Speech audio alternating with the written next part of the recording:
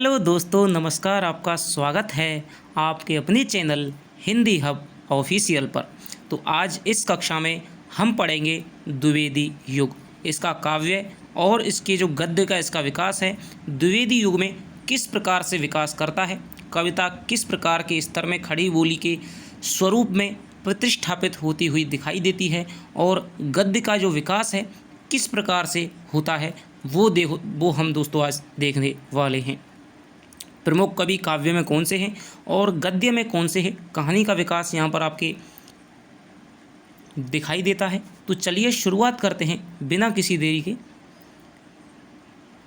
द्विवेदी युग, इस युग को जागरण सुधार काल भी कहते हैं। आपसे पूछा जाता है, बराबर पूछा जाता है कि द्विवेदी युग को जागरण सुधार काल किसने कहा है। तो डॉक्टर नगेंद्र ने द्विवेदी युग को जागरण सुधार काल कहा है और भारतेंदु युग को पुनर्जागरण काल की संज्ञा दी है।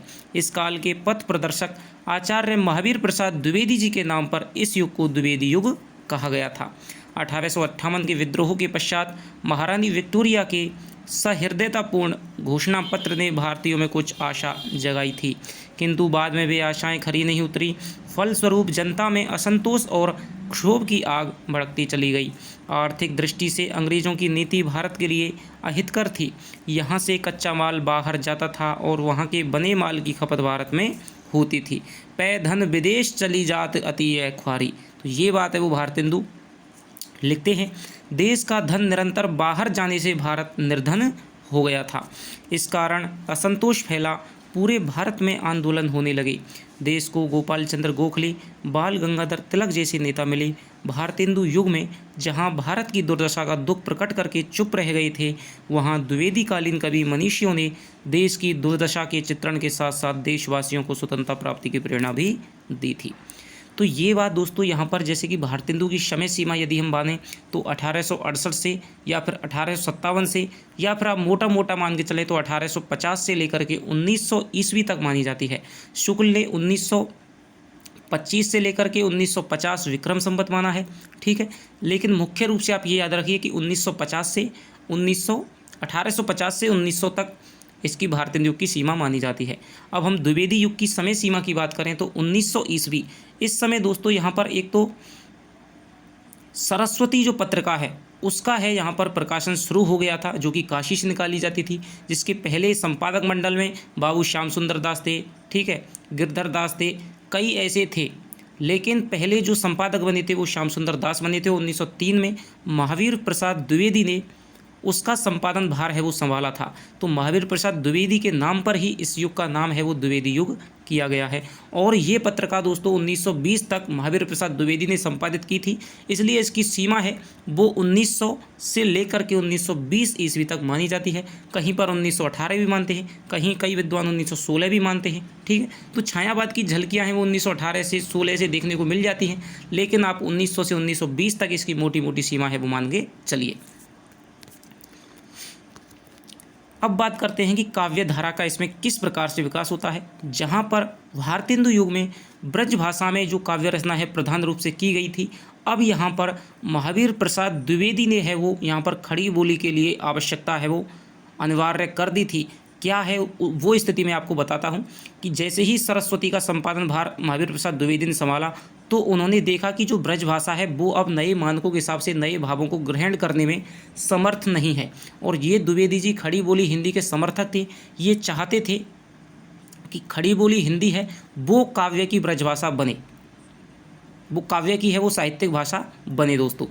तो इन्होंने क्या किया, तो शुरुआत में तो दोस्तों उस समय ब्रजभाषा का चरम उत्कर्ष था, ठीक है।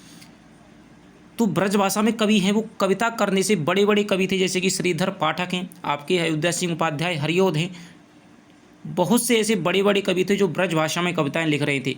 लेकिन खड़ी बोली में कविता लिखने वालों की बहुत ज़्यादा कमी थी। अब फिर क्या होता है, कैसे फिर अखबार चलेगा, कैसे पत्रिका चलेगी। तो इन्होंने दोस्तों भुजंग भूषण भट्टाचार्य के नाम से इन्होंने अपने लेख प्रकाशित किए गए। मैंने दोस्तों एक बार पढ़ा था, इनका कहीं अखबार में पढ़ा था कि इन्होंने लगभग 84 उपनामों से ये अपनी सरस्वती में दोस्तों लेख निकालते थे। कभी कविता लिख दी अलग नाम से, कभी कहानी लिख दी, जिससे पढ़ने वालों को ये लगे कि भाई खड़ी बोली में बहुत सारी रचनाएं लिखी जा रही हैं। तो ये है वो खेल द्विवेदी जी ने खेला था।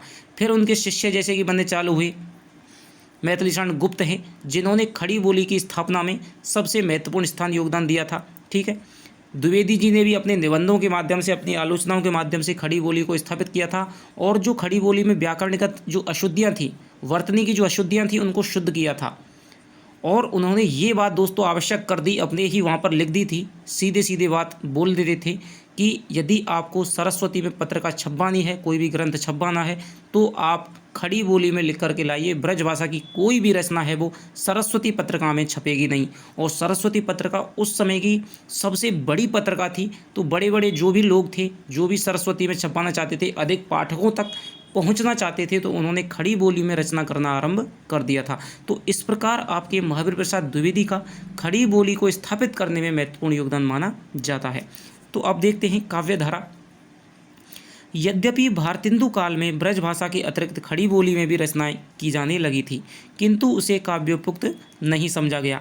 सुयोग से इसी समय जनता की रुचि एवं आकांक्षाओं के पारखी साहित्य के दिशा निर्देशक आचार्य के रूप में पंडित महावीर प्रसाद द्विवेदी का प्रादुर्भाव हुआ। उन्होंने देखा कि भाई अब ब्रजभाषा है वो लोगों की समझ से थोड़ी बाहर होती चली गई है, साहित्य की भाषा है, इसको नहीं रहना चाहिए। अब लोगों की जो जनभाषा है वो खड़ी बोली है, उसमें बात होती है। ठीक है, गद्य की भाषा है तो उसमें ही कविता है वो लिखी जानी चाहिए। जून 1900 की सरस्वती में प्रकाशित हे कविते शीर्षक अपनी कविता में उन्होंने जनरुचि का प्रतिनिधित्व करते हुए ब्रजभाषा के प्रयोग पर क्षोभ प्रकट किया था। तो जून 1900 में दोस्तों सरस्वती में इनकी पहली कविता है हे कविता के नाम से प्रकाशित हुई थी। सन 1903 में आचार्य द्विवेदी सरस्वती के संपादक बने थे। ये क्वेश्चन आपका बहुत बार पूछा गया है और 2018 के सेकंड ग्रेड में पूछा है। उन्होंने नायिका भेद को छोड़कर, तो आप देख रहे होंगे दोस्तों सारे के सारे जो आपके क्वेश्चन हैं, चाहे वो फर्स्ट ग्रेड हो आपकी, चाहे वो आपके सेकंड ग्रेड हो, सारे के सारे जो साहित्य से संबंधित क्वेश्चन हैं वो आपकी इसी पुस्तक से पूछ लिए गए हैं। ऊपर से जो क्वेश्चन है वो पूछे गए हैं, लेकिन मैं आपको कितना गहराई से दोस्तों बताता हूँ, ये सब आप भली भांति जानते हैं। तो उन्होंने नायिका भेद को छोड़कर के विविध विषयों पर कविताएं लिखने के लिए कवियों को प्रेरित किया था। उनकी प्रेरणा और प्रोत्साहन के राष्ट्रीय आंदोलन का समय था, अंग्रेजों का शासन था। तो महावीर प्रसाद द्विवेदी ये भली भांति जानते थे कि इस समय ब्रजभाषा में राधा कृष्ण की लीलाओं को लिखने से, श्रृंगार में कविताएं करने से कुछ भी नहीं होगा। राष्ट्र प्रेम की भावना है उसको हमें जागृत करना होगा, लोगों में स्वतंत्रता के प्राण है वो फूकने होंगे, जिससे कि अंग्रेजों की जो गुलामी है, जो भारत का धन है विदेश चला जा रहा है, भारत पर जो गरीबी छाई हुई है, बंगाल का विभाजन उस समय हो गया था, तो इन सब से वो मुक्ति मिल सके। ठीक है, और कविता में यदि लोगों में प्राण फूकने हैं, स्वतंत्रता की अलख जगानी है, तो फिर लोगों की जो जनभाषा यानी कि खड़ी बोली है उसमें कविता करनी होगी। कई कवि आगे आए, जैसे कि मैथिली शरण गुप्त थे, गोपाल शरण सिंह थे, गया प्रसाद शुक्ल स्नेही थे, लोचन प्रसाद पांडे थे। कुछ कवियों ने अपना रास्ता बदला जो परंपरागत ब्रज में अपनी कविताएं लिख रहे थे। मैंने आपको बताया कि अयोध्या सिंह उपाध्याय हरिओत थे और नाथुराम शर्मा शंकर थे, राय देवी प्रसाद पूर्ण थे। इस युग की कविता में विषय की दृष्टि से विविधता और नवीनता आई। द्विवेदी जी के प्रयत्नों से खड़ी बोली काव्य की मुख्य भाषा बन गई। तो आपसे प्रश्न पूछा जाए कि काव्य की खड़ी बोली भाषा को प्रतिष्ठा दिलाने में सबसे महत्वपूर्ण योगदान माना जाता है, तो वो आपके महावीर प्रसाद द्विवेदी हो जाएंगे। द्विवेदी जी की भाषा की शुद्धि एवं वर्तनी की एक रूपता के प्रबल समर्थक थे। तो इन्होंने खड़ी बोली में जो वर्तनों की अशुद्धि थी, ठीक है, और जो भी व्याकरणगत यहाँ में अशुद्धियाँ थीं, तो उनको इन्होंने दूर करने का है वो प्रयास किया था। अतएव इन्होंने काव्य भाषा का व्याकरण की दृष्टि से परिमार्जन किया था। आचार्य द्विवेदी ने समस्या पूर्ति को छोड़ने तथा स्वतंत्र विषयों पर कविता लिखने का भी परामर्श दिया था। तो भारतेंदु युग की समस्या पूर्ति आपसे पूछा जाए कि किस युग की सबसे प्रधान विशेषता है, तो ये आपके भारतेंदु युग की एक महत्वपूर्ण विशेषता मानी जाती है, जहाँ पर कोई भी पंक्ति दे दी कि जैसे हमने गंग कवि के यहाँ पर पढ़ा था कि समस्या पूर्ति के उनको देखा गया था कि सो करो मिली आस अकबर की, तो ये पंक्ति है वो लास्ट में आनी चाहिए। और इससे आपका कोई छंद बनाओ, चाहे कोई दोहा बनाओ, चाहे कोई सवैया बनाओ, आपको छंद है वो पूरा करना होगा, जिसके अंत में होना चाहिए सो करो मिली आस अकबर की। तो ये बात है, उसमें गंग कवि ने सवैया बनाया था।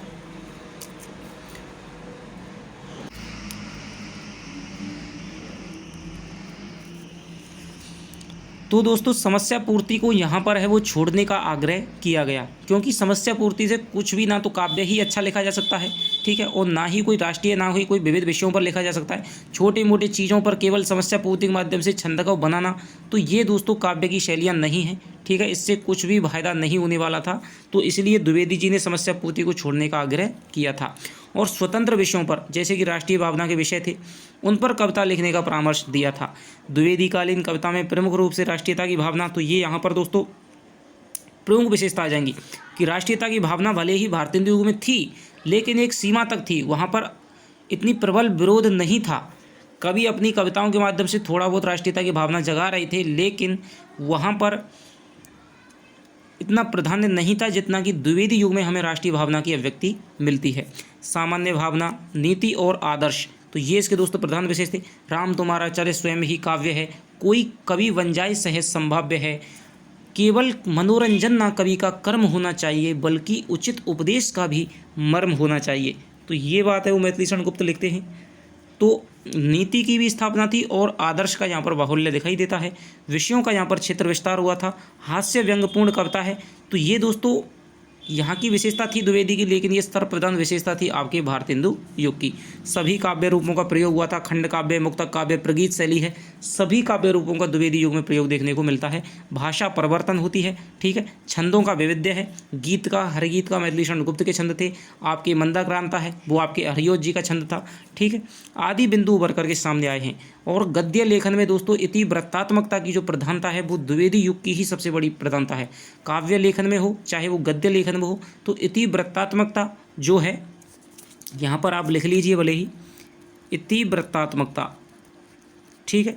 ये आपसे बहुत बार दे करके पूछा जाता है, यदि आपकी प्रवृत्तियों से क्वेश्चन कोई बनता है तो इति वृत्तात्मकता वो सबसे प्रधान महत्वपूर्ण विशेषता है आपके किसकी, द्विवेदी युग की। और इसीलिए द्विवेदी युग के समय 1913 में जो मिस्र बंधुओं ने इतिहास लिखा था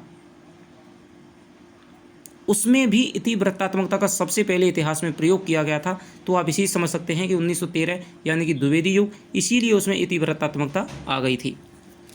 अब हम दोस्तों इसके प्रमुख कवि हैं वो पढ़ते हैं। तो प्रमुख कवियों में सबसे पहले हो जाएंगे आपके नाथूराम शर्मा शंकर। तो ये सबसे पहले ब्रजभाषा में लिखते थे, लेकिन बाद में ये खड़ी बोली में लिखने लग गए। इनका जन्म हरदुआगंज जिला अलीगढ़ में हुआ था। ये हिंदी, उर्दू, फारसी और संस्कृत के अच्छे ज्ञाता थे। इन्होंने सरस्वती के मुख्य कवियों में स्थान पाया था। देश प्रेम, स्वदेश प्रेम, समाज सुधार, हिंदी अनुराग और विधवाओं तथा अछूतोद्धार की कविताओं के मुख्य विषय रहे। सामाजिक कुरीतियों, आडंबरों, अंधविश्वासों, बाल विवाह आदि पर इन्होंने बड़े तीखे व्यंग्य किए। अनुराग रत्न, शंकर सरोज, गर्भारंडा रहस्य, शंकर सर्वस्व इनके प्रमुख काव्य ग्रंथ हैं। तो ये आपको याद रखना है। शंकर तो कोई दिक्कत नहीं है, ये गर्भारंडा रहस्य है, ये आपको दोस्तों याद रखनी है। अगली जो आपके हो जाएंगे श्रीधर पाठक। तो श्रीधर पाठक को दोस्तों स्वच्छंद प्रथम, हिंदी का प्रथम स्वच्छंद कवि कहा जाता है। 1859 से लेकर के 1927। तो ये वो कवि हैं जो ब्रजभाषा में भी लिखते थे, पूर्ण रूप से ब्रजभाषा में भी लिखा और इन्होंने हिंदी में भी लिखा था। इनका जन्म आगरा जिले के जौंगरी गांव में हुआ था। खड़ी बोली के तो ये प्रथम समर्थ कवि भी कहे जाते हैं। तो ये आप याद रखना कि खड़ी बोली हिंदी के प्रथम कवि भले ही दोस्तों अमीर खुसरो को मान लिया जाता है, लेकिन खड़ी बोली के यदि आपके प्रथम समर्थ कवि कहा जाए, प्रथम ऐसे समर्थ प्रतिष्ठित कवि कहा जाए, तो वो हो जाएंगे श्रीधर पाठक। इन्होंने सरस्वती से पूर्व ही खड़ी बोली में कविताएं लिखकर अपनी स्वच्छंद वृत्ति का परिचय दिया था। तो ये स्वच्छंदतावादी जो धारा है उसके प्रवर्तक खड़ी बोली में माने जाते हैं। देश प्रेम, समाज सुधार तथा प्रकृति चित्रण इनकी कविताओं के मुख्य विषय रहे हैं। तो प्रकृति चित्रण है वो इनकी प्रमुख विशेषता मानी जाती है। इनका सर्वाधिक सफलता प्रकृति चित्रण में मिली है। इन्होंने रूढ़ी का परित्याग कर प्रकृति का स्वतंत्र रूप से मनोहारी चित्रण किया है। तो स्वच्छंदतावादी रूप से इन्होंने प्रकृति का चित्रण किया है, इसलिए स्वच्छंदतावाद के कवि माने जाते हैं। हिंदी खड़ी बोली में स्वच्छंदवादी परंपरा के जो प्रवर्तक हैं वो आपके श्रीधर पाठक हो जाएंगे। पाठक जी कुशल अनुवादक भी थे। इन्होंने कालिदास के ऋतु संहार और गोल्ड स्मिथ की हर्मिट व डेजर्टेड विलेज का, द ट्रैवलर का एकांतवासी योगी, ठीक है। तो गोल्ड स्मिथ की, यानी गोल्ड स्मिथ एक पाश्चात्य आपके लेखक हैं, तो उनकी हर्मिट और डेजर्टेड विलेज का और द ट्रैवलर का आपके, तो हरमिट का उन्होंने किया था एकांतवासी योगी के नाम से। तो ये आपसे बहुत बार पूछा जाता है एकांतवासी योगी किसकी रचना है, तो श्रीधर पाठक की एक अनुवाद अनुदित रचना है। उजड़ ग्राम डेजर्टेड विलेज का, और श्रांत पथिक यानी कि ट्रैवलर का है वो शिव शक्ति का अनुवाद किया था। इनकी मौलिक कृतियों में बनाष्टक, कश्मीर सुषमा, देहरादून और भारत गीत विशेष उल्लेखनीय है। तो कश्मीर सुषमा है वो आपको याद रखनी है। अगली बार हम चलते हैं कि महावीर प्रसाद द्विवेदी, इन्होंने काव्य के रूप में कुछ कविताएं लिखी थी, लेकिन इनका जो प्रमुख योगदान है वो निबंधों के रूप में और आलोचना के रूप में दोस्तों, संपादक के रूप में इनका मुख्य योगदान माना जाता है। तो 1864 से 1938 इनका समयकाल है। इनका जन्म जिला रायबरेली के दौलतपुर में नामक ग्राम में हुआ था। इन्होंने रेलवे में नौकरी की, किंतु अधिकारियों के साथ कहासुनी होने पर नौकरी से त्यागपत्र दे दिया। सन 1903 में ये सरस्वती पत्रिका के संपादक बने, वेरी मोस्ट क्वेश्चन है, और 1920 तक बड़े परिश्रम और लगन से यह कार्य करते रहे। सरस्वती के संपादक के रूप में इन्होंने हिंदी भाषा और साहित्य के उत्थान के लिए जो कार्य किया हुआ है चिरस्मरणीय यानी कि सदा ही स्मरणीय रहेगा। ये कवि थे, आलोचक थे, निबंधकार थे, अनुवादक थे और संपादकाचार्य थे। इनके मौलिक गद्य पद्य ग्रंथों की लगभग संख्या 80 मानी जाती है। गद्य लेखन के क्षेत्र में इन्हें विशेष सफलता मिली थी। काव्य मंजूषा, सुमन, कान्य कुब्ज, अबला विलाप मौलिक गद्य हैं, इनके पद्य हैं। गंगा लहरी, ऋतु तरंगणी और कुमार संभवसार इनके अनुदित रचनाएं हैं। द्विवेदी जी की उल्लेखनीय रचना है। इनकी कविता सहज, सरल एवं प्राय उद्देश्यपूर्ण होती है। तो हे कविते नामक कविता आपसे पूछी जाती है किसकी है, तो महावीर प्रसाद द्विवेदी की है। और काव्य मंजूषा है, कान्य कुब्ज, अबला विलाप ये आपको याद रखनी है।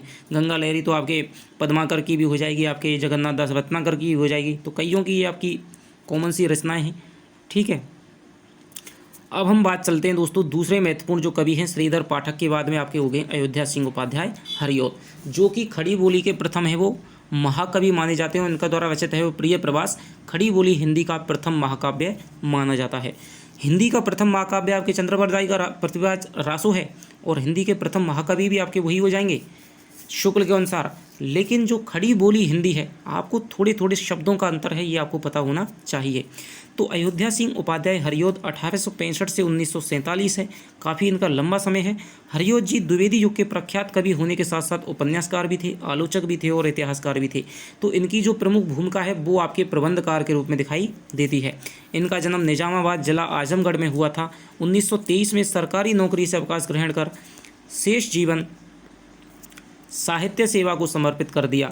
इनके काव्य ग्रंथों में प्रिय प्रवास 1914 दोस्तों खड़ी बोली हिंदी का प्रथम महाकाव्य, पद्य प्रसून 1924, चुभते चौपदे और चोखे चौबते तो ये आपसे पूछे जाते हैं। 1932 बोलचाल, रस कलश और वैदेही वनवास ये आपसे दोस्तों दो महाकाव्य हैं इनके, प्रिय प्रवास और वैदेही वनवास। प्रिय प्रवास में राधा और कृष्ण पर है और वैदेही वनवास ये आपकी सीता पर है। 1940 प्रसिद्ध हैं। इनमें से प्रिय प्रवास खड़ी बोली में लिखा गया प्रथम महाकाव्य माना जाता है। प्रिय प्रवास पर इन्हें हिंदी का सर्वोत्तम पुरस्कार मंगला पार्षदोदक पुरस्कार प्रदान किया गया था। तो ये भी दोस्तों यदि थोड़ा सा आपसे गहराई से क्वेश्चन पूछा जाए तो पूछा जा सकता है कि प्रिय प्रवास पर हरिऔध जी को मंगला पारितोषक कौन सा पुरस्कार है वो प्रदान किया गया था। तो मंगला प्रसाद पारितोषक दोस्तों आपके द्विवेदी युग का एक महत्वपूर्ण पुरस्कार माना जाता था। तो ये आपको प्रिय प्रवास और जो वैदेही वनवास है ये आपको याद रखना है। चौबते चौपदे और चोखे चौपदे ये आपको याद रखना है।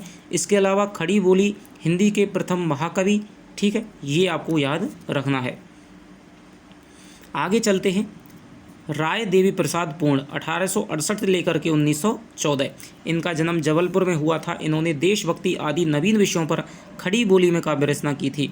इन्होंने कालिदास की मेघदूत का धाराधर धावन नाम से अनुवाद किया था। मृत्युंजय 1904, राम रावण विरोध 1906 और वसंत वियोग 1912 उनकी उल्लेखनीय कृतियाँ हैं। गया प्रसाद शुक्ल स्नेही द्विवेदी युग में दोस्तों आपकी रचनाओं को समेट लेते हैं। वर्ण विषय को केवल 3 ही कवि समेट लेते हैं। एक तो आपके हो जाएंगे मैथिली शरण गुप्त, एक आपके श्रीधर पाठक और एक आपके हो जाएंगे अयोध्या सिंह उपाध्याय हरिऔध।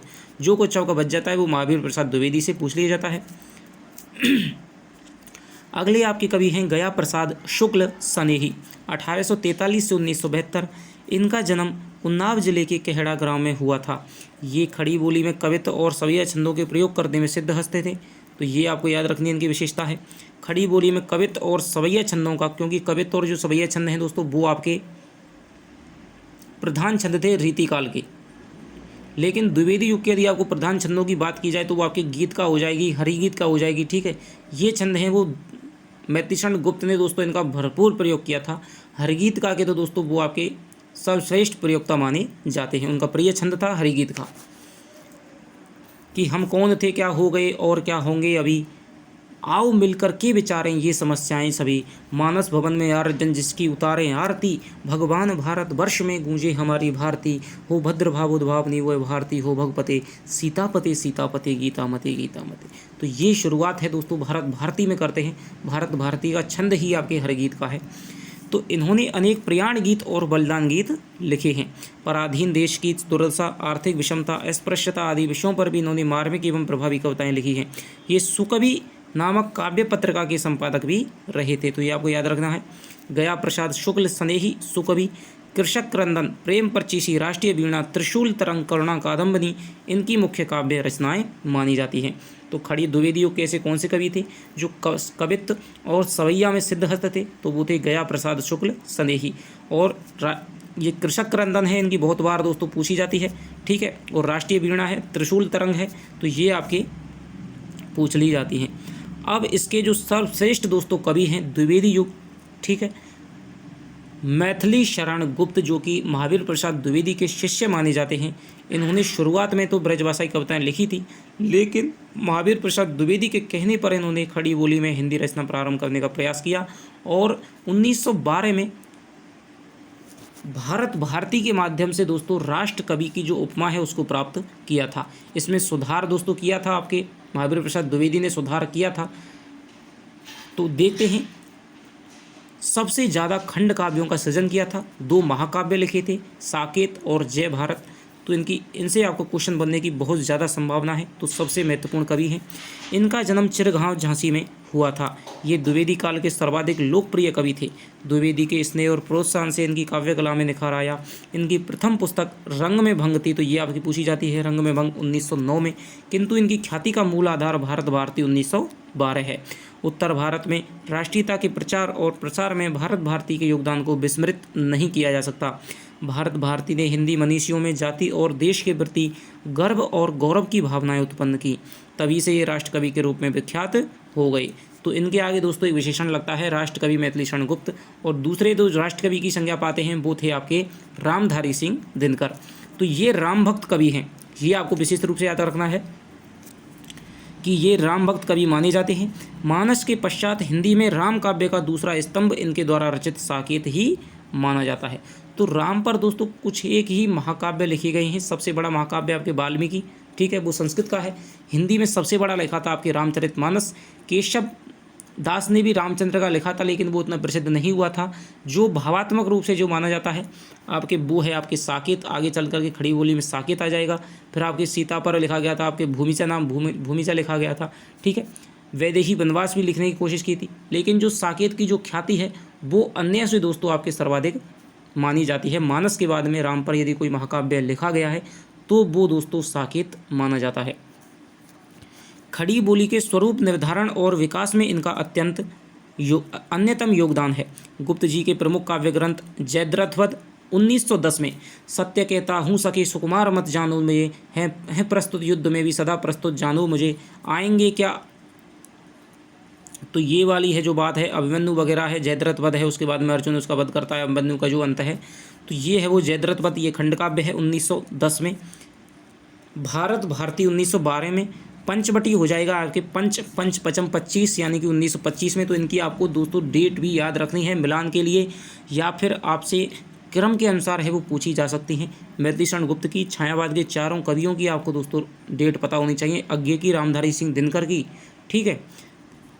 और पंचवटी पचम 25 यानी कि 1925। झंकार हो गई दोस्तों 1929। साकेत 1931 विशेष रूप से पता होनी चाहिए साकेत की।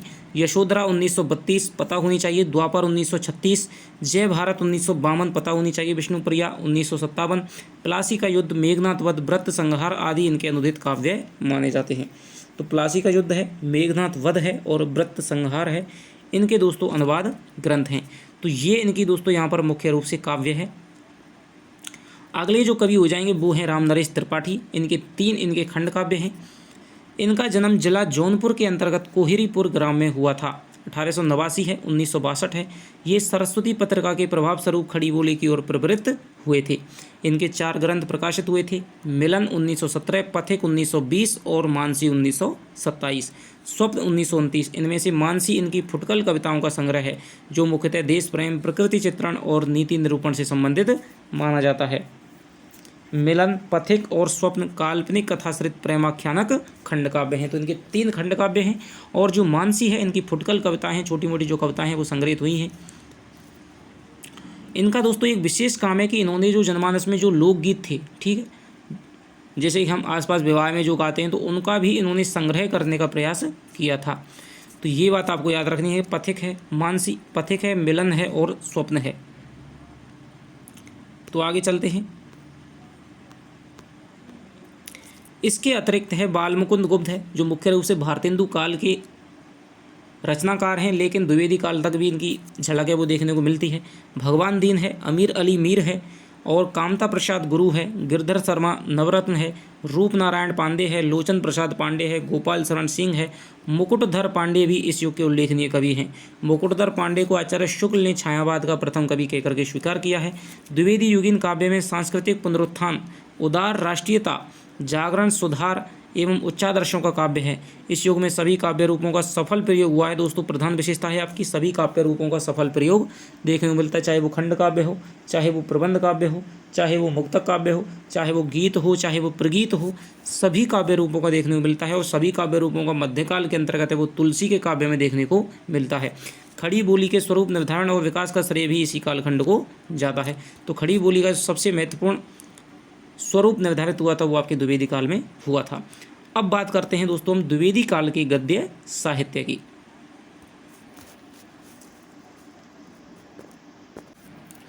तो गद्य साहित्य देखते हैं। इस युग में गद्य साहित्य भी प्रचुर मात्रा में लिखा गया।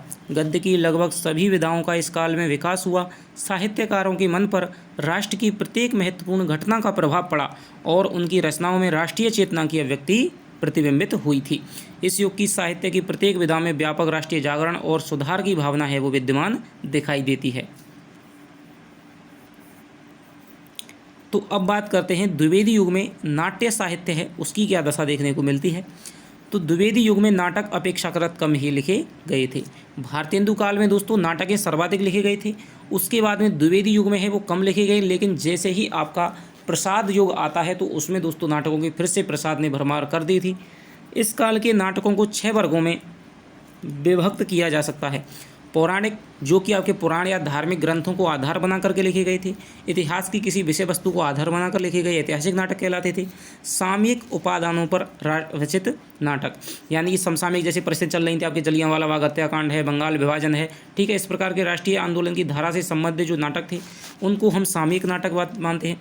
रोमांचकारी नाटक हैं, प्रहसन हैं और अनुदित, जिनका है वो अनुवाद किया गया था। राधा कृष्ण से संबंधित पौराणिक नाटकों में राधाचरण गोस्वामी का श्री दामा, शिवनंदन सहाय का सुदामा 1907 में और नारायण मिश्र का है वो कंस वध 1910 में, राम नारायण मिश्र का जनक बाड़ा, गंगा प्रसाद का रामाभिषेक और गिरधारी लाल का राम मन यात्रा, नारायण सहाय का रामलीला और राम गुलाम लाल का धनुष यज्ञ लीला 1912 उल्लेखनीय माने जाते हैं।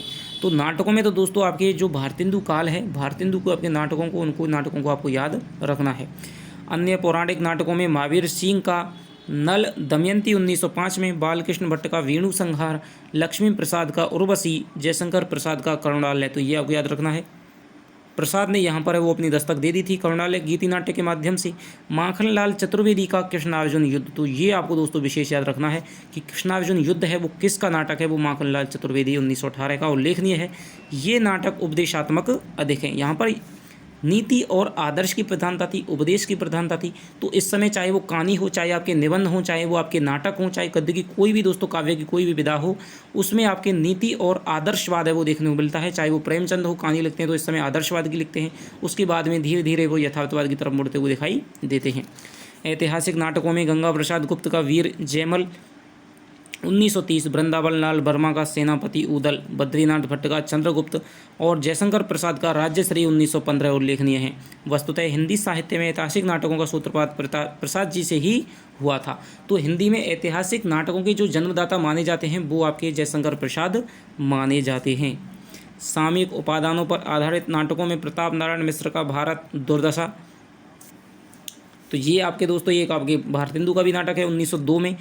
भगवती प्रसाद का वृद्ध विवाह है, जीवानंद शर्मा का भारत विजय और कृष्णानंद जोशी का उन्नति कहाँ से होगी 1915। एक आपका निबंध भारतेंदु का भी मिलता है कि भारतवर्ष की उन्नति कैसे हो सकती है, तो ये आपके कक्षा 11 में लगा हुआ है। मिश्र बंधु का नेत्रोन्मीलन, तो ये आपको याद रखना है दोस्तों, नेत्रोन्मीलन नाटक के रचयिता आपके मिश्र बंधु माने जाते हैं। 1915 उल्लेखनीय है। इन नाटकों में तत्कालीन सामाजिक राजनीतिक जीवन की विकृतियों को उभारने की चेष्टा की गई है। रोमांचकारी नाटक मुख्यतः रोमांचकारी एवं अलौकिक घटनाओं को केंद्र में रखकर के पारसी रंगमंच की दृष्टि से लिखे गए थे। इन्हें मंचीय नाटक भी कहा जाता था। ये व्यवसायी नाटक मंडलियों के लिए लिखे गए थे। रोमांचकारी नाटकों में मोहम्मद मियाँ का रौनक, हुसैन मियाँ का ज़रीफ और मुंशी विनायक प्रसाद का तालिब, सैयद मेहदी हसन का एहसान और आगा मोहम्मद का हसरन उल्लेखनीय हैं। इन नाटककारों में राधेश्याम कथावाचक का नाम है वो दोस्तों महत्वपूर्ण माना जाता है। इन्होंने अपने नाटकों को चमत्कारपूर्ण बनाने के लिए पर्दों की तड़क भड़क, वेशभूषा की चमक दमक के साथ दृश्यों में अद्भुत तत्वों का समावेश किया था। आकाश मार्ग से देवताओं का जाना, तारों का टूटना, पुष्प वर्षा करना, खम्भों का टूटा, उनमें से पात्रों का निकलना। तो दोस्तों पारसी आपका थिएटर है वो हिंदी में विद्वान था, ठीक है। उसमें जो भी नाटक करे जाते थे, जो भी अभिनीत किए जाते थे, वो आपके पैसे की दृष्टि से धनार्जन के लिए किए जाते थे। तो हिंदी के भी कुछ जो नाटककार हैं वो पारसी शैली, पारसी थिएटर की तरफ मुड़ गए थे और उन्होंने इस प्रकार के रोमांचकारी नाटकें लिखे थे, क्योंकि जो जनता है वो रोमांचकारी नाटकें देखना अधिक पसंद करती है। इस युग में प्रहसन भी लिखे गए, जैसे बद्रीनाथ भट्ट की चुकी की उम्मीदवारी 1912 में, गंगा प्रसाद श्रीवास्तव का उलटफेर और नोक झोंक 1918। इस युग में संस्कृत, अंग्रेजी और बांग्ला भाषा के कुछ नाटकों के अनुवाद भी हुए थे। संस्कृत से श्री सदानंद अवस्थी ने नागानंद 1906, लाला सीताराम ने मृक्षकटिकम 1913 और कवि रत्न सत्यनारायण ने उत्तर रामचरित का अनुवाद। उत्तर रामचरित आपके भभूति की रचना है। फ्रांस के प्रसिद्ध नाटककार मोलियर के नाटकों को लल्ली प्रसाद पांडे और गंगा प्रसाद श्रीवास्तव ने अंग्रेजी के माध्यम से अनुवाद किया था। तो ये दोस्तों भारतेंदु युग, जो द्विवेदी युग है, उसमें नाटकों की स्थिति है वो देखने को तो मिलती है, लेकिन वो अपनी जो चरमोत्कर्ष है, अपनी एक अच्छी दशा है, उसमें दोस्तों नहीं दिखाई देती है। तो नाटक का यहाँ पर है थोड़ा सा ह्रास देखने को मिलता है। अब बात करते हैं हम उपन्यासों की। इस काल में उपन्यास नाटक की अपेक्षा अधिक लिखे गए थे। इस काल के लेखकों और पाठकों की प्रवृत्ति कुतूहल, रहस्य और रोमांच के माध्यम से मनोरंजन करने में अधिक रही है। सामाजिक जीवन की यथार्थ समस्याओं को लेकर गंभीर उपन्यासों की रचना इस युग में कम हुई है। इस युग में तिलस्मी, अय्यारी, जासूसी, अद्भुत घटना प्रदान, ऐतिहासिक एवं सामाजिक उपन्यास अधिक लिखे गए। तिलस्मी अय्यारी उपन्यासों की परंपरा देवकीनंदन खत्री ने 1861-1913 द्वारा भारतेंदु युग में आरंभ की गई थी, जो द्विवेदी युग में भी जीवित रही थी। तो खत्री जी ने कौन कौन से लिखे थे? चंद्रकांता लिखा था, चंद्रकांता संतति लिखा था, काजर की कोठरी, अनूठी बेगम, ठीक है। तो ये इन्होंने दोस्तों लिखे थे। खत्री जी के काजर की कोठरी 1902 में लिखा था। अनूठी बेगम 1905 में लिखा था। गुप्त गोदना 1906 में लिखा था। भूतनाथ यानी प्रथम 6 भाग हैं वो 1906 में लिखे थे। और इसके जो पूरा है, जो भूतनाथ, इनका अपूर्ण उपन्यास माना जाता है। इसे इनके पुत्र दुर्गा प्रसाद खत्री ने है वो पूरा किया था। तो आदि उपन्यास प्रकाशित हुए। हरे कृष्ण जौहर का मयंक मोहिनी या माया महल 1901, कमल कुमारी 1902 और निराला नकाबपोश 1902, भयानक खून 1903 आदि तिलिस्मी उपन्यास लिखे थे। किशोरीलाल गोस्वामी ने तिलिस्मी शीश महल और रामलाल वर्मा ने पुतली महल भी इसी वर्ग की रचनाएं हैं। आगे चलकर देवकीनंदन खत्री के सुपुत्र दुर्गा प्रसाद खत्री ने भूतनाथ के शेष भागों को लेकर के इस परंपरा को आगे बढ़ाया था। जासूसी उपन्यासों का प्रवर्तन गोपाल राम गेहमरी ने 1866 से 1946 ने किया था। गेहमरी अंग्रेजी के प्रसिद्ध जासूसी उपन्यासकार आर्थर कॉनन डॉयल से प्रभावित थे। तो ये आपका दोस्तों पूछा जाता है, ठीक है, कि हिंदी में जासूसी उपन्यासों के आरंभकर्ता माने जाते हैं तो वो गोपाल राम गेहमरी है। और ये अंग्रेजी के प्रसिद्ध जासूसी उपन्यासकार थे। आर्थर कॉनन डॉयल से प्रभावित माने जाते हैं। आर्थर के उपन्यास ए स्टडी इन स्कोर लेट 1887 का इन्होंने गोविंद राम 1905 से अनुवाद किया था। सरकटी लाश, चक्करदार चोरी और जासूस की भूल, जासूसी पर जासूसी, जासूसी चक्कर में, इंद्रजालिक जासूस, गुप्त भेद, जासूस की अय्यारी इनके प्रसिद्ध जासूसी उपन्यास हैं। अद्भुत घटना प्रधान उपन्यासों में विट्ठल लाल नागर का किस्मत का खेल, बांकेलाल चतुर्वेदी का खौफनाक खेल, निहाल चंद वर्मा का प्रेम का फल या मिस जोहरा और प्रेम विलास वर्मा का प्रेम माधुर्य अनंग कांता और दुर्गा प्रसाद खत्री का अद्भुत भूत प्रमुख हैं। तो भूतनाथ है वो तो आपके उनके देवकीनंदन खत्री का है और अद्भुत भूत है वो आपके दुर्गा प्रसाद खत्री का है। इस युग में ऐतिहासिक उपन्यास भी लिखे गए, परंतु इन उपन्यासों में इतिहास तत्वों की कमी थी। ये उपन्यास भी रहस्य एवं रोमांच से प्रेरित थे। ऐतिहासिक उपन्यासों में किशोरीलाल गोस्वामी 1865 यानी 1932 इस युग के सशक्त उपन्यासकार माने जाते हैं। किशोरीलाल गोस्वामी के ताराबाद छात्र, कुल कमलनी, सुल्तान रजिया बेगम महल, रंग महल में हलाहल, मल्लिका देवी वंग सरोजनी, लखनऊ की कब्र व शाही महल सरा चर्चित उनके उपन्यास माने जाते हैं। गंगा प्रसाद गुप्त ने नूरजहां, कुमार सिंह सेनापति और हम्बीर 1903 में उपन्यास लिखे। जयराम दास गुप्त के काश्मीर पतन, नवाबी परिस्तान या वाजिद अली शाह है और मलका चांद बीवी आदि उपन्यास लिखे थे। सामाजिक उपन्यासों में लज्जाराम शर्मा, किशोरीलाल गोस्वामी, अयोध्या सिंह उपाध्याय, ब्रजनंदन सहाय, राधा राधिका रमण प्रसाद सिंह और मन्नन द्विवेदी उल्लेखनीय हैं। लज्जाराम शर्मा का आदर्श दंपत्ति, तो ये आपको याद रखना है दोस्तों, आदर्श दंपत्ति लज्जाराम शर्मा। विगड़े का सुधार, सती सुखदेवी इसका उपनाम है 1907 में। आदर्श हिंदू उपन्यासों का विशेष महत्व है। किशोरीलाल गोस्वामी के लीलावती या आदर्श सती, चपला व नव्य समाज, पुनर्जन्म व स्वतिया डहा, माधवी माधव या मदन मोहिनी, अंगूठी का नगीना उपन्यासों को विशेष ख्याति मिली थी। अब अयोध्या सिंह उपाध्याय का दोस्तों अधकिला फूल है, ये आपको याद रखना है। ठेठ हिंदी का ठाठ है, ये आपको याद रखना है। तो अयोध्या सिंह उपाध्याय हरिओद ने लिखा था ठेठ हिंदी का ठाठ और अधकिला फूल। ब्रजनंदन सहाय के सौंदर्योपासक और राधाकांत, ये दोनों उपन्यास अत्यधिक प्रसिद्ध हुए। तो ये आपको याद रखना है, राधाकांत उपन्यास है और आपकी सौंदर्योपासक उपन्यास है। मन्नन द्विवेदी का रामलाल में ग्रामीण जीवन का सजीव और यथार्थ चित्रण मिलता है। राधिका रमण प्रसाद सिंह का नवजीवन व प्रेम लहरी और प्रेमाकुलता भावात्मक उपन्यास माने जाते हैं। आगे चलकर इन सामाजिक उपन्यासों ने प्रेमचंद की उपन्यास रचना के लिए मार्ग पुष्ट कर दिया। सामाजिक उपन्यासों का लक्ष्य समाज सुधार था। प्रेमचंद भी इसी उद्देश्य से प्रेरित थे। उनका प्रेमा 1907 में, रूठी रानी 1907 में और सेवा सदन 1918 इसी युग में प्रकाशित हुए थे। तो प्रेमचंद के 3 उपन्यास हैं, प्रेमा, रूठी रानी और सेवा सदन, जो द्विवेदी युग में प्रकाशित हुए थे। इसके बाद में इनका कर्मभूमि है, इनके रंगभूमि है, ठीक है, निर्मला है, आपकी गबन है, फिर आपके गोदान है, ये बाद में इनके प्रकाशित हुए थे। अब हम कहानी की विकास यात्रा है उसको देखते हैं।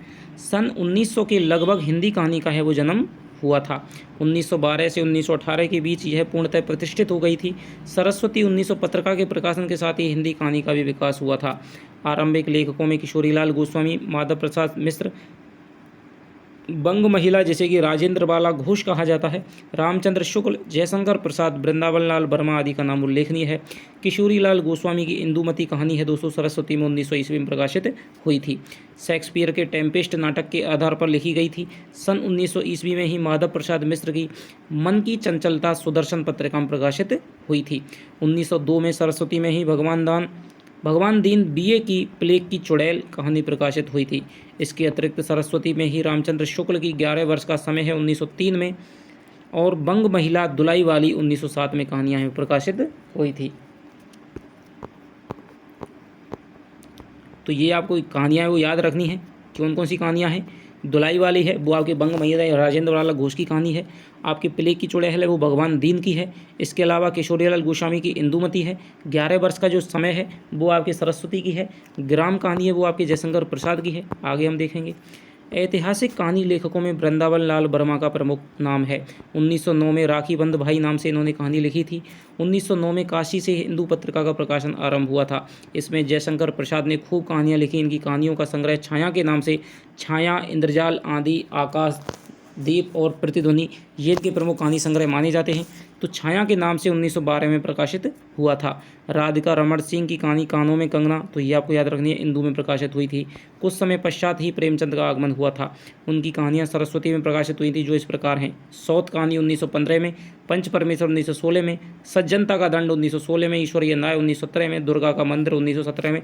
तो आपके नाम से ही दोस्तों परमेश्वर आ रहा है, ठीक है, थोड़ी सी आध्यात्मिक बाबत झलक रही है। तो इससे पता चलता है कि प्रेमचंद ने द्विवेदी युग में जो कहानियाँ लिखी थी वो पूर्णतः आदर्शवादी थी। अब आता है दोस्तों गुलेरी जी का नाम।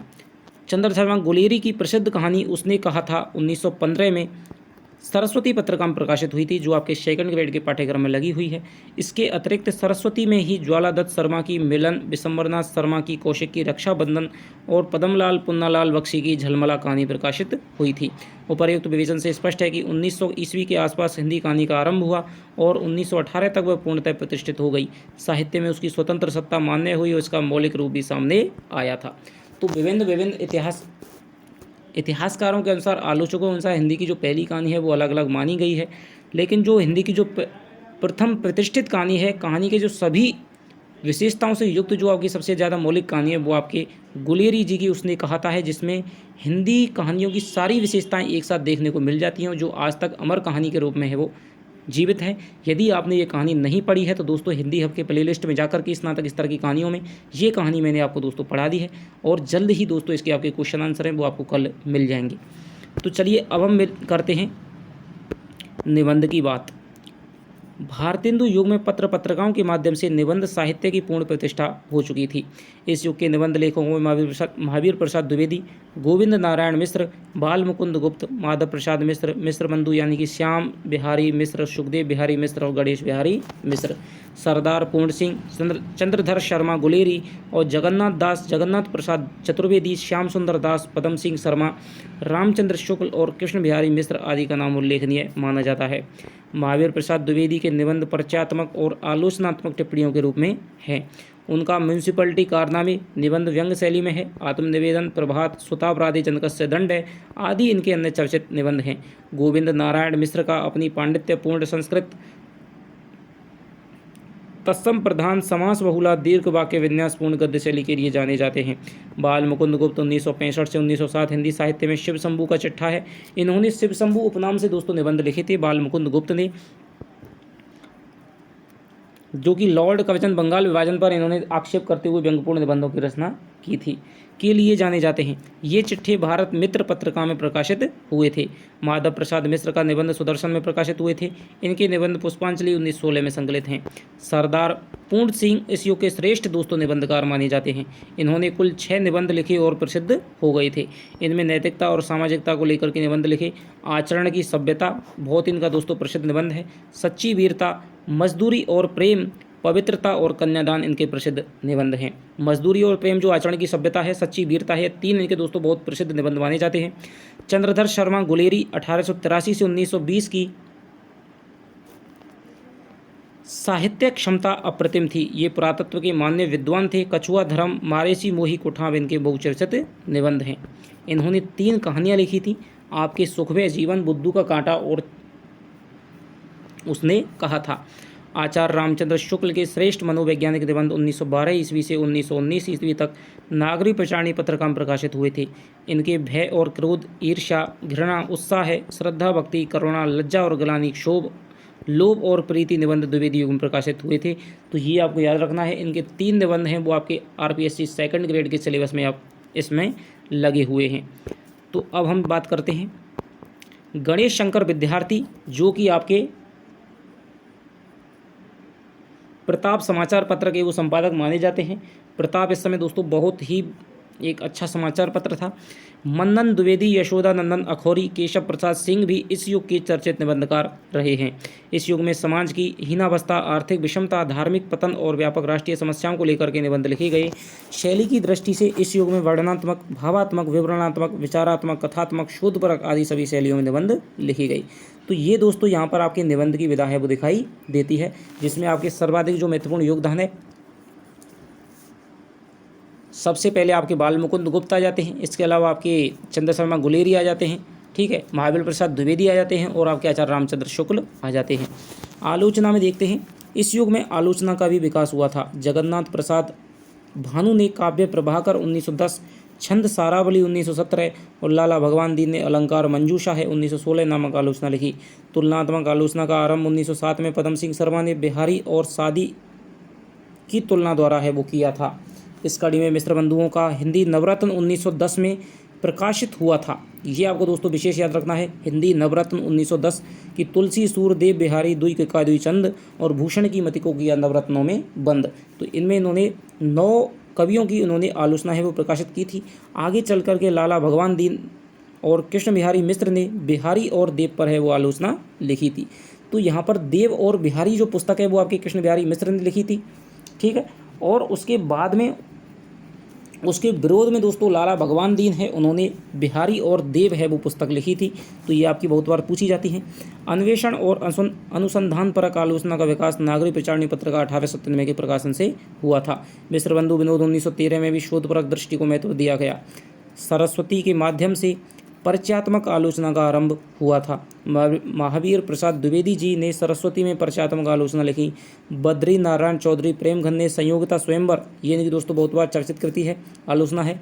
बालकृष्ण भट्ट ने नील देवी परीक्षा गुरु और संयोगिता, ठीक है, संयोगिता स्वयंवर पर इन्होंने दोस्तों ये आलोचना लिखी थी। बद्री नारायण चौधरी प्रेमघन ने। बालकृष्ण भट्ट ने नील देवी, जो कि आपके भारतेंदु का उपन्यास है, वो है नाटक है। परीक्षा गुरु लाला श्रीनिवास का है। संयोगिता स्वयंवर भी लाला श्रीनिवास दास का है। और आपके संयोगिता स्वयंवर पर इन्होंने व्याख्यात्मक आलोचनाएं लिखी थी। अब बात करते हैं जीवनी की। इस युग में जीवनी लेखन भी पर्याप्त हुआ था। यह युग राष्ट्रीय चेतना का युग था। आज़ादी की अलग जगाने के लिए इस युग में महापुरुषों के जीवन पर आधारित जीवनियाँ लिखी गईं। महावीर प्रसाद द्विवेदी जी ने प्राचीन पंडित और कवि 1918, संकवि संकीर्तन 1924 और चरित चर्चा 1929 आदि जीवनी संग्रह लिखे थे।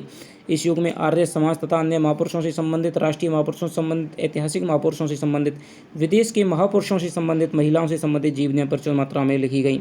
रामविलास शारदा ने आर्य धर्मेंद्र जीवनी महर्षि है। चिम्मन लाल वैश्य ने दयानंद चरितामृत और अखिलानंद शर्मा ने दयानंद दिग्विजय नामक जीवनी लिखी थी। राष्ट्रीय नेताओं से संबंधित जीवनियों में महादेव भट्ट लाजपत महिमा लाला लाजपत राय पर और पारसनाथ त्रिपाठी ने तपोनिष्ठ महात्मा अरविंद घोष पर, मुकुंदी लाल वर्मा ने करमवीर गांधी और संपूर्णानंद धर्मवीर गांधी, नंद कुमार देव शर्मा ने महात्मा गोखले, बद्री प्रसाद गुप्त ने दादाभाई नौरोजी और ब्रज बिहारी शुक्ल, मदन मोहन मालवीय और शीतलाचरण वाजपेयी ने रमेशचंद्र दत्त, माता सेवक लोकमान्य तिलक का चरित्र इनमें से प्रमुख हैं। वैसे दोस्तों आपकी गद्य की जो 5 विधाएं हैं वही आपके उसमें लगी हुई हैं। सबसे पहले आपकी निबंध है, कहानी है, आपके उपन्यास है, ठीक है, और आपके संस्मरण और जो रेखा संस्मरण है आपका, ठीक है। तो ये आपकी प्रमुख विधाएं लगी हुई हैं। ऐतिहासिक जीवनी में आलोचना वगैरह आपके आलोचना भी है शायद। ऐतिहासिक जीवनी में कार्तिक प्रसाद खत्री की, तो ये जीवनी वगैरह ये आपकी गद्य की विकास में शामिल नहीं है, इसलिए आपको इसमें से कोई भी ज़्यादा ऐसी ध्यान रखने की बात नहीं है यदि आप सेकंड ग्रेड की कर रहे हैं तो। ऐतिहासिक जीवनियों में कार्तिक प्रसाद खत्री की छत्रपति शिवाजी का जीवन चरित्र और लोकमान्य तिलक का चरित्र 1901 में, बलदेव प्रसाद मिश्र की पृथ्वीराज चौहान लोकमान्य तिलक का चरित्र और देवी सिंह की महाराणा प्रताप सिंह लोकमान्य तिलक का चरित्र 1903 प्रमुख माने जाते हैं। विदेशी महापुरुषों पर लिखी जीवनियों में सिद्धेश्वर शर्मा की गैरीवाल्डी लोकमान्य तिलक का चरित्र, उमापति दत्त शर्मा की नेपोलियन बोनापार्ट की जीवनी लोकमान्य तिलक का चरित्र, नाथुराम प्रेमी ब्रह्मानंद की John Stuart Mill Lokmanya Tilak का चरित्र 1912 आदि प्रमुख हैं। राजस्थान के इतिहास लेखन में महत्वपूर्ण योगदान देने वाले कर्नल तोड़ के संबंध में एक अन्य महत्वपूर्ण जीवनी गौरी शंकर ओझा ने कर्नल तोड़ 1902 शीर्षक से लिखी थी। देशी विदेशी महान महिलाओं पर भी जीवनियाँ लिखी गईं, जिनमें गंगा प्रसाद गुप्त की रानी भवानी, परमानंद पतिव्रता स्त्रियों के जीवन चरित्र, हनुमंत सिंह की रमणीय रत्नमाला, पन्नालाल वीर पत्नी संयोगिता, यशोदा देवी आदर्श महिलाएं और द्वारका प्रसाद चतुर्वेदी की ऐतिहासिक स्त्रियाँ आदि प्रमुख हैं। और यात्रा वृत्तांत है दोस्तों, वो भी आपके सेकंड ग्रेड में शामिल नहीं है, ठीक है, लेकिन फिर भी हमें पढ़ना है क्योंकि कई बार है वो युग में ऐसी रचनाएं आती हैं ठीक है, कि इनमें से कौन सी है वो कहानी विधा की रचना नहीं है या इसमें से निबंध विधा की रचना नहीं है। तो कई बार हम यदि नॉर्मल भी दूसरी विधा के बारे में जानते हैं तो हम उसे आसानी हो जाती है। तो यात्रा वृत्तांत दोस्तों देखते हैं। यात्रा वृत्त के विकास की दृष्टि से आलोचना युग महत्वपूर्ण है, आलोच्य युग है वो महत्वपूर्ण है। इस युग की आलोचनाएं पत्र पत्रिकाओं में पुस्तककार के रूप में प्रकाशित हुई थी। स्वामी मंगलानंद ने मॉरिशस यात्रा है, मर्यादा 1912, श्रीधर पाठक ने देहरादून शिमला यात्रा, ये आपकी पूछी जाती है, मर्यादा जून सितंबर 1913, उमा नेहरू ने युद्ध क्षेत्र की सैर गृहलक्ष्मी 1914, लोचन प्रसाद पांडे ने हमारी यात्रा इंदू में हुई थी 1914 में, यात्रा वृत्तांत है वो लिखे थे। पुस्तककार के रूप में गोपाल राम गहमरी ने लंका यात्रा का विवरण है वो लिखा था। ठाकुर गदाधर सिंह ने चीन में 13 मास हमारी एडवर्ड तिलक यात्रा नामक यात्रा वृत्तांत लिखे थे। स्वामी सत्यदेव परिव्राजक इस युग के प्रमुख यात्रा वृत्तांत लेखक थे, तो आपको ये याद रखना है। इनकी 3 कृतियाँ उपलब्ध हैं, अमेरिका दिग्दर्शन, मेरी कैलाश यात्रा है और अमेरिका भ्रमण है। आगे बात करते हैं संस्मरण, ये आपके दोस्तों सेकंड ग्रेड में लगा हुआ है। इस युग में सरस्वती पत्रिका में कुछ संस्मरण भी समय समय पर छपे थे, जिनमें महावीर प्रसाद द्विवेदी के अनुमोदन का अंत फरवरी 1905 में, सभा की सभ्यता, तो ये आपको याद रखना है, सभा की सभ्यता है वो आपके महावीर प्रसाद द्विवेदी का है। विज्ञानाचार्य वसु का विज्ञान मंदिर, राम कुमार खेम का इधर उधर की बातें मई 1918 में, जगत बिहारी सेठ मेरी बड़ी छुट्टियों का प्रथम सप्ताह 1913 में, प्यारेलाल मिश्र का लंदन की फाग या कोहरा फरवरी 1908 में प्रमुख हैं। पुस्तककार रूप में प्रकाशित संस्मरण साहित्य की दृष्टि से हरियों जी के संस्मरण ही इस युग की उल्लेखनीय कृति हैं। तो ये बात आपको याद रखनी है दोस्तों। तो इस कक्षा में हमने देखा कि द्विवेदी युग की कौन कौन सी विशेषताएँ हैं वो दिखाई देती हैं, कि राष्ट्रीयता की भावना थी, इतिवृत्तात्मक था, नीति एवं आदर्श का प्राधान्य था, सभी मुक्त यानी सभी काव्य रूपों का प्रयोग था, खड़ी बोली में यहाँ पर मुख्य रूप से काव्य लिखा गया है। तो ये आपकी प्रमुख विशेषताएं दिखाई देती हैं। गीत का यहाँ पर प्रमुख छंद थे, ठीक है। मात्रिक और जो वर्णिक छंद है उनको दोस्तों बराबर अपनाया गया था। इसके अलावा इसमें कहानी काव्य का विकास है वो किस प्रकार हुआ है, ठीक है, जिसके प्रमुख कवि हैं वो आपके मैथिलीशरण गुप्त माने जाते हैं। गद्य की विभिन्न विकाओं का विकास है कैसे हुआ है, निबंध का विकास, आलोचना का विकास, यात्रा वृत्तांत हो गया, संस्मरण हो गया, आपके उपन्यास होगा, कहानी हो गई, ठीक है। तो ये आपको दोस्तों आलोचना हो गई। तो इस प्रकार है द्विवेदी युग ने दोस्तों आगे के जो छायावाद है उसके लिए उसने काव्य की भूमिका है वो तैयार कर दी थी खड़ी बोली में। प्रेमचंद है उसके लिए उन्होंने कहानी और उन उपन्यासों की जो भूमिका है वो तैयार कर दी थी, ठीक है। आलोचना में आचार्य शुक्ल के लिए हजारी प्रसाद द्विवेदी के लिए भूमिका तैयार हो गई थी। तो इस प्रकार जो द्विवेदी युग है उसका योगदान है दोस्तों वो हिंदी साहित्य की स्थापना में आधार दृष्टि से वो महत्वपूर्ण माना जाता है। तो आशा करता हूँ कि ये क्लास है आपको पसंद आई होगी दोस्तों। यदि कैसी लगी है कमेंट में दोस्तों सुझाव दीजिएगा, क्या आप परिवर्तन चाहते हैं। और यदि आप हमारे चैनल पे दोस्तों नए हैं तो चैनल को सब्सक्राइब करें, और टेलीग्राम ग्रुप है वो आपने ज्वाइन नहीं किया है तो डिस्क्रिप्शन में लिंक है, वहाँ से जाकर के दोस्तों ज्वाइन कीजिए, जहाँ पर आपको प्रत्येक जो कक्षा है उसकी PDF है वो भेजी जाती है। तो चलिए आपसे मिलता हूँ अगली कक्षा में। छायावाद को लेकर के, छायावाद के 4 प्रमुख स्तंभ हैं, ठीक है, बृहत्त्रयी क्या है, लघुत्रयी क्या है, तो इस पर हम दोस्तों अगली कक्षा में बातचीत करेंगे। तब तक के लिए दोस्तों अपना ख्याल रखिएगा। बाय बाय, जय हिंद, जय भारत।